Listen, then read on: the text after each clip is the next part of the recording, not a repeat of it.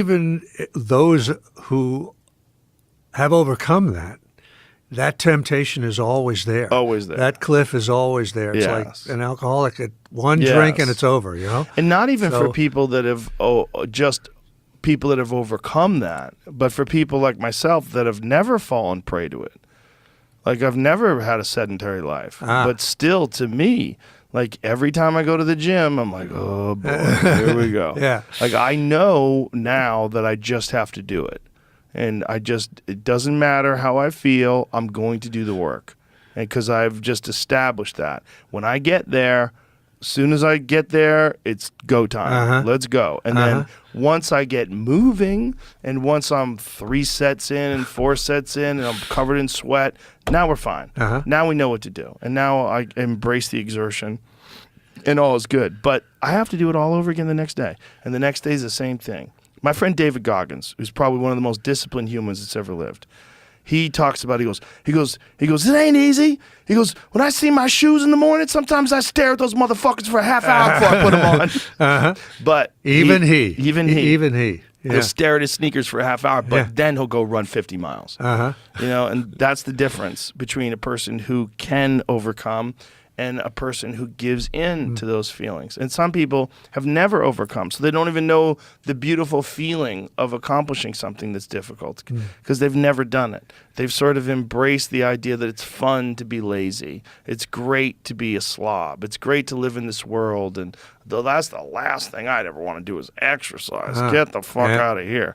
And they pretend that they're wise in their choice, that there's some sort of frivolous nature to physical activity. But physical activity is mental activity. You just don't think of it that way because your mind is forcing your body to do the work. You just don't think of it that way. You think of it as being physical, brute, grunt work for cavemen. But the reality is, it's the mind that forces the body to do that, and you must have a strong mind in order to get that done. So a strong mind is not just one that can do calculus.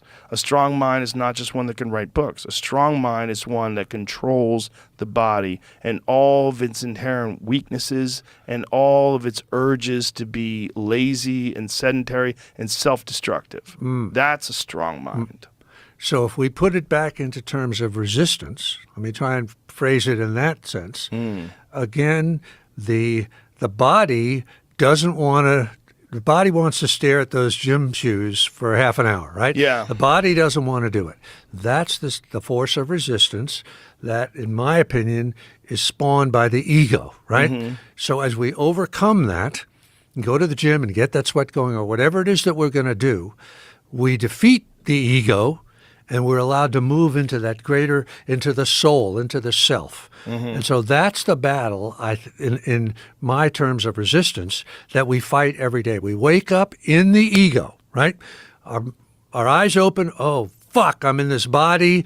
You know, I don't want to go to the gym. I don't want to work hard. I don't want to do anything. But we know that we have to do that, right? That's the path to getting out of this thing that will spiral down into the toilet bowl, right? So we do it.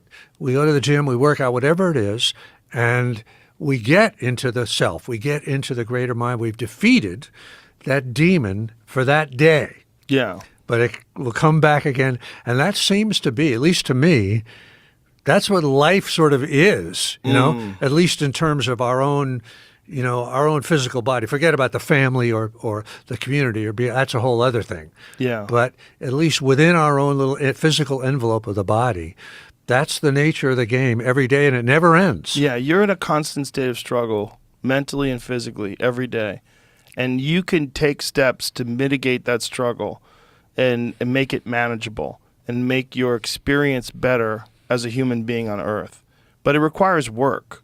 And the same work that you discuss in The War of Art with resistance, I think that applies to many, many things that people do during the day. How many people are out there that want to start a business? They have a desire to do this thing, but there's something that keeps them from doing it. There's this little thing, they get lazy, they want to watch TV, they eat ho-hos and drink Coca-Cola and just don't ever do it.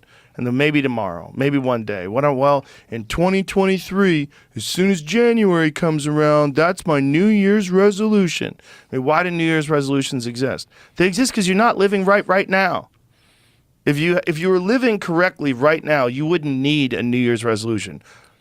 You would just live. Yeah. You would just keep on trucking. Yeah. That's what you would do. Yeah. But we all have it inside of us. We just have varying levels of it.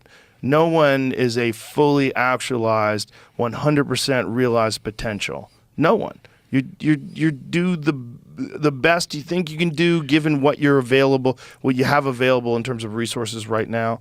But maybe you could have been better. And if you don't think that way, you're not going to get better. Now, the positive side of that is, if the positive side of our resistance that makes us want to fuck off and eat ho-hos or whatever it is, the positive side of that, as I was saying, is that there is this underground river flowing inside of us, which is our own creativity and our own soul's expression, whatever that is, which could be, painting lowriders or doing your own motorcycles or writing a book or making a movie or having a podcast or whatever it is. And I think that all that resistance, that negative thing, doesn't come out of nowhere. It comes, to me, out of a response to a dream that is not being fulfilled or not being addressed, not being taken care of, whatever that is, so that the doing the work is not generic or not random. It should be something towards something really specific, a dream that we have, a creative dream that only we could do. Only you can do what you're doing, Joe, and only I can do what I'm doing. Nobody else can do it. But that's there, that creative seed, it's that river that's flowing towards the ocean. And so if we can just believe in that river and then take the steps, like you say, whatever, and it's always difficult because it's always in the teeth of resistance. Whatever positive force there is, resistance is like an equal and opposite force trying to push us back. So if we can just keep that, believe in that positive force, believe in that dream, that creativity, and push resistance out of the way. It's like we were talking before about project by project, whatever that project is, to surrender to it, believe in it, and do it. Yeah, there's a real value in that. And there's also a real value in the way you've sort of defined it and laid it out so people could see it. It's like that old expression, it's okay to have a snake in the room as long as you have the lights on. I've never heard that before. Yeah. Well, there is going to be a snake, that's for sure. Yeah, but you turn